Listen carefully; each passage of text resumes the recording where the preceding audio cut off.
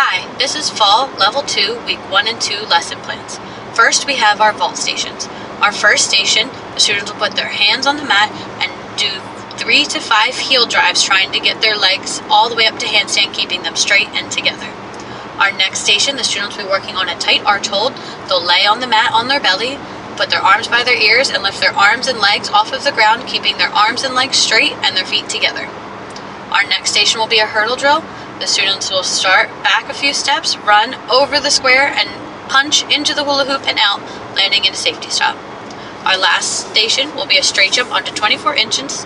The students will run, hit the board with 2 feet, and straight jump, landing in a safety stop, keeping their legs straight in the air. Floor stations. Our first station, the students will be working on their straight arm forward roll to the panel mat. Their hands will go on the floor, they'll lean their shoulders to the mat, and roll over the panel mat. Our next station, the students will be working on their broken leg kick. They'll start in a lunge on the line, kick up, keeping a big split, and land back in the lunge, keeping their ears covered. Next, the students will be working on their mountain climber lunge hops. So they'll start in a mountain climber and jump and switch, keeping their arms by their ears. Our last station will be a backward roll on the blue line. Bar stations. Our first station, the students will be working on their jump to front support, starting with the bar chest tight and jumping all the way up to straight arms, keeping their legs together. Our second station, the students will hang from the bar with straight arms and extend their legs out into a pike hold, keeping their legs straight and together and trying to lift their toes to their belly button height.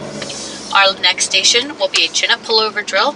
The students will lay underneath of the floor bar, pull their chin to the bar, and then lift their legs over their head 2 to 3 times, trying to touch their toes to the floor on the other side.